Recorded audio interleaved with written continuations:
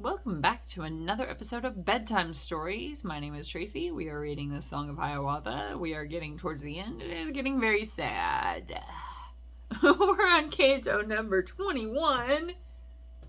This is the White Man's Foot. In his lodge beside a river, close beside a frozen river, sat an old man, sad and lonely. White his hair was as a snowdrift.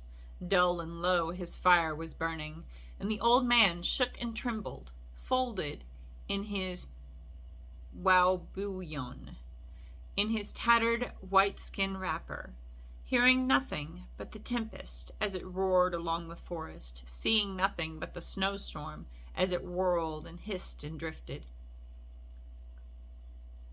All the coals were white with ashes, and the fire was slowly dying, as a young man, walking lightly, at the open doorway entered.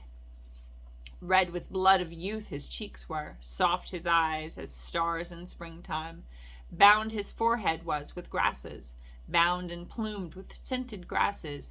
On his lips a smile of beauty, filling all the lodge with sunshine. In his hand a bunch of blossoms, filling all the lodge with sweetness. "Ah, my son," exclaimed the old man, "happy are my eyes to see you. Sit here on the mat beside me. Sit here by the dying embers. Let us pass the night together. Tell me of your strange adventures, of the lands where you have traveled. I will tell you of my prowess, of my many deeds of wonder." From his pouch he drew his peace pipe, very old and strangely fashioned. Made of red stone was the pipe head, and the stem of reed with feathers, filled the pipe with bark of willow, placed a burning coal upon it, gave it to his guest, the stranger, and began to speak in this wise. "When I blow my breath about me, when I breathe upon the landscape, motionless are all the rivers, hard as stone becomes the water." And the young man answered, smiling, "When I blow my breath about me, when I breathe upon the landscape, flowers spring up o'er all the meadows, singing onward rush the rivers." "When I shake my hoary tresses," said the old man, darkly frowning, "all the land with snow is covered. All the leaves fall from all the branches, fall and fade and die and wither. For I breathe, and lo, they are not. From the waters and the marshes rise the wild goose and the heron, fly away to distant regions, for I speak, and lo, they are not.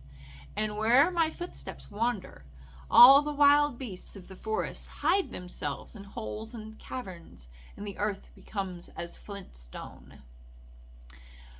"When I shake my flowing ringlets," said the young man, softly laughing, "showers of rain fall warm and welcome. Plants lift up their heads rejoicing. Back unto their lakes and marshes come the wild goose and the heron. Homeward shoots the arrowy swallow, sing the bluebird and the robin, and where'er my footsteps wander, all the meadows wave with blossoms, all the woodlands ring with music, all the trees are dark with foliage." While they spake, the knight departed.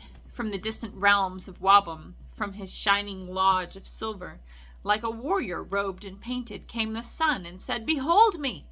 Jesus, the great sun, behold me!" Then the old man's tongue was speechless, and the air grew warm and pleasant, and upon the wigwam sweetly sang Jesus.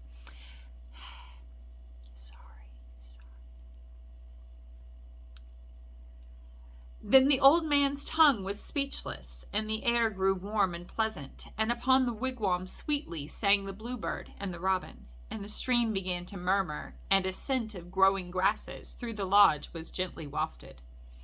And Segwun, the youthful stranger, more distinctly in the daylight, saw the icy face before him. It was Peboan, the winter. From his eyes the tears were flowing, as from melting lakes, the streamlets, and his body shrunk and dwindled as the shouting sun ascended, till into the air it faded, till into the ground it vanished. And the young man saw before him, on the hearthstone of the wigwam, where the fire had smoked and smoldered, saw the earliest flower of springtime, saw the beauty of the springtime, saw the muscodede in blossom. Miscodede. Thus it was that in the Northland, after the unheard-of coldness, that intolerable winter, came the spring with all its splendor, all its birds and all its blossoms, all its flowers and leaves and grasses. Sailing on the wind to northward, flying in great flocks like arrows, like huge arrows shot through heaven, past the swan, the manabezi, speaking almost as a man speaks, and in long lines waving, bending, like a bowstring snapped asunder, came the white goose, wabi-wawa, and in pairs or singly flying, Mong the loon, with clangorous pinions, the blue heron, the shishuga, and the grouse, the muskodasa.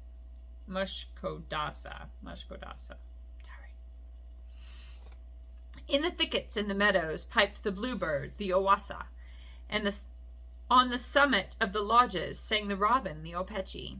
In the covert of the pine trees cooed the pigeon, the omimi, and the sorrowing Hiawatha, speechless in his infinite sorrow, heard their voices calling to him, went forth from his gloomy doorway, stood and gazed into the heaven, gazed upon the earth and waters.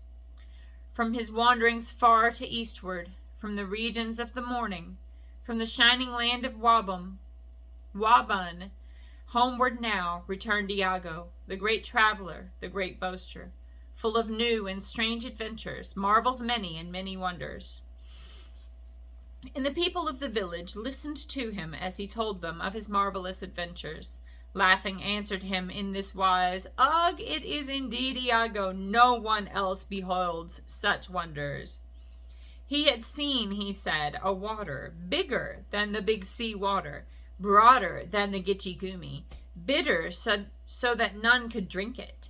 At each other looked the warriors, looked the women at each other, smiled and said, It cannot be so. Caw, they said, it cannot be so. O'er it, said he, o'er this water came a great canoe with pinions. A canoe with wings came flying, bigger than a grove of pine trees, taller than the tallest treetops. And the old men and the women looked and tittered at each other. Caw, they said, we don't believe it. From its mouth, he said, to greet him, came Massimo the lightning, came the thunder, and Miki, and the warriors and the women laughed aloud at poor Iago. Ka, they said, what tales you tell us? In it, said he, came a people. In the great canoe with pinions came, he said, 100 warriors. Painted white were all their faces, and with their hair their chins were covered, and with hair their chins were covered. And the warriors and the women laughed and shouted in derision like the ravens on the treetops, like the crows upon the hemlocks. Ha! They said, what lies you tell us! Do not think that we believe them. Only Hiawatha laughed not, but he gravely spake and answered to their jeering and their jesting. True is all Iago tells us. I have seen it in a vision. Seen the great canoe with pinions, seen the people with white faces, seen the coming of this bearded people of the wooden vessel from the regions of the morning, from the shining land of Wabam. Gichi Manito the mighty, the great spirit, the creator, sends them hither on his errand, sends them to us with his message. Wheresoever they move, before them swarms the stinging fly, the amo, swarms the bee, the honeymaker. Wheresoever they tread, beneath them springs a flower unknown among us, springs the white man's foot in blossom. Let us welcome, then, the strangers, hail them as our friends and brothers, and the heart's right hand of friendship give them when they come to see us. Gichi Manito the mighty said this to me in my vision. I beheld, too, in that vision, all the secrets of the future, of the distant days that shall be. I beheld the westward marches of the unknown crowded nations. All the land was full of people, restless, struggling, toiling, striving, speaking many tongues, yet feeling but one heartbeat in their bosoms. In the woodlands rang their axes. smoked their towns in all the valleys. Over all the lakes and rivers rushed their great canoes of thunder. Then a darker, drearier vision passed before me, vague and cloud-like. I beheld our nation scattered, all forgetful of my counsels, weakened, warring with each other. Saw the remnants of our people sweeping westward, wild and woeful, like the cloud-rack of a tempest, like the withered leaves of autumn.